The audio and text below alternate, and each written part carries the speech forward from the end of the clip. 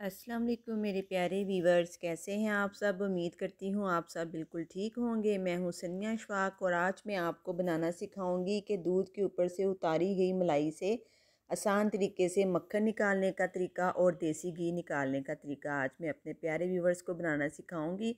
तो ये जो मैंने मलाई ली है उतारी हुई थी, ये 15 दिन की मैंने सेव की हुई है। इसको आज मैं आपको ग्राइंडर में निकालने का आसान तरीका बताऊँगी कि आप इसको ग्राइंडर जार में डाल के कैसे आप निकाल सकते हैं। ये थोड़ी सी मलाई जो है मैंने ग्राइंडर जार में डाल के इसको कवर कर दिया है और अब हम इसको चलाएंगे ग्राइंडर को।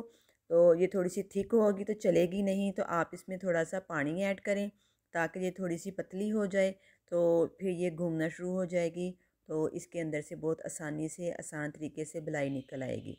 इस दौरान मेरे चैनल पे न्यू आने वाले व्यूवर्स मेरे चैनल को लाइक करें, सब्सक्राइब करें और शेयर करें और बेल आइकन को ज़रूर दबा दें ताकि मेरी हर न्यू आने वाली वीडियो का नोटिफिकेशन आपको मिलता रहे। और ये देखें जी, बहुत आसान तरीके से 20 सेकंड में ये जो मक्खन है वो निकल आया है। ऐसे ही मैं सारी मलाई को थोड़ा थोड़ा करके जार में डालूंगी और इसको घुमा लूँगी। और ये देखें हमारा सारा मक्खन जो है वो निकल आया है। लस्सी एक साइड पे है, मक्खन एक साइड पे है। तो अब मैं इसको क्या करूँगी कि हाथों की मदद से हम इसको सारा मक्खन को इकट्ठा कर लेंगे एक साइड पे। तो बहुत आसान तरीके से ये मक्खन निकल आता है। और ये देखें अब मैं इसको थोड़ा सा पकड़ के पेड़े की सूरत में हाथों में दबा के इसमें से सारी लस्सी निकाल लूँगी दबा के, ताकि जब हम इसको पकने के लिए रखें तो बहुत जल्दी से आसान तरीके से हमारी जो है सारा जो देसी घी मक्खन में से निकल आए। और ये देखें जी, माशाल्लाह माशाल्लाह। वाइट चीज़ को देखें जब भी तो माशाल्लाह ज़रूर कहें, क्योंकि वाइट चीज़ को बहुत जल्दी दूध मलाई वगैरह इसको बहुत जल्दी नज़र लग जाती है। तो अल्लाह ताला सबको अपने हिफ्ज़ व मान में रखे, आपको भी मुझे भी और हमारे सब जानने वालों को। तो जी ये देखें जी, ऐसे ही हाथों में दबा दबा के मैं सारा मक्खन निकाल लूँगी।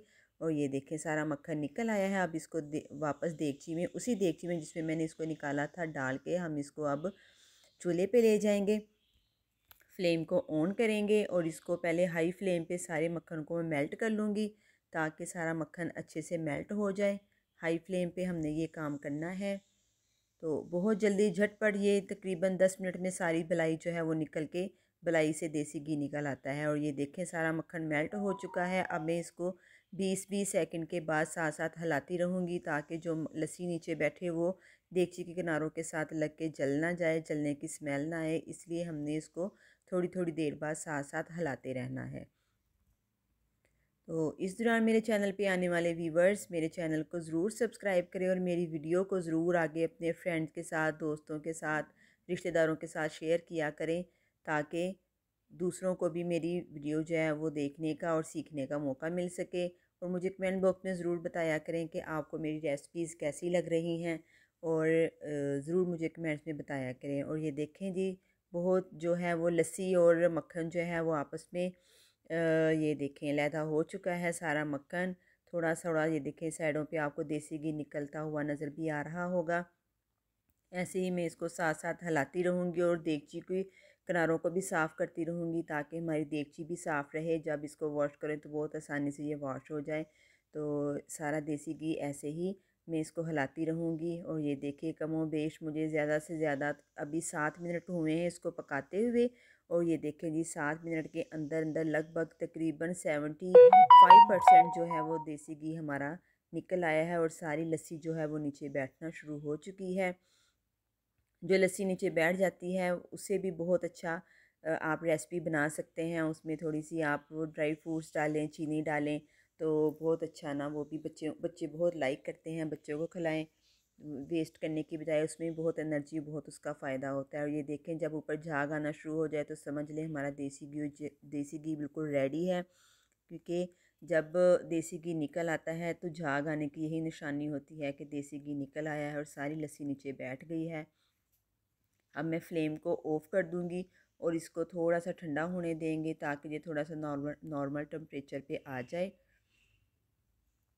जी, अब मैं ये देखिए इसको स्टेन कर लूँगी छन्नी की मदद से, सारा देसी घी मैं निकाल लूँगी और लस्सी जो नीचे बैठ गई है उसको मैं सेपरेट कर लूँगी। जैसे मैंने आपको बताया इसमें चीनी, ड्राई फ्रूट्स डाल के मिक्स करूँगी और ख़ुद भी खाऊँगी और बच्चों को भी खिलाऊँगी। बहुत ये टेस्टी लगता है, यकीन जाने आप भी इसको ज़रूर यूज़ किया करें, इसको वेस्ट ना किया करें। और देसी घी अब हमारा बिल्कुल रेडी है। आप इसको प्लास्टिक के जार में ठंडा करके डालें।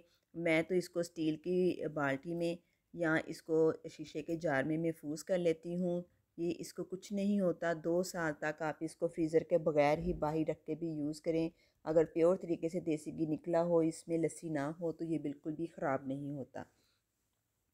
तो जी, आप भी ज़रूर ट्राई कीजिएगा और मुझे कमेंट बॉक्स में ज़रूर बताइएगा कि आपको मेरे देसी घी बनाने की रेसिपी कैसी लगी। झटपट 10 मिनट में ज़्यादा से ज़्यादा मुझे 10 मिनट लगे हैं इसको पकाते हुए, और 10 मिनट में ये देखें बहुत ही टेस्टी और बिल्कुल प्योर जो हमारा देसी घी निकल के अब रेडी हो चुका है।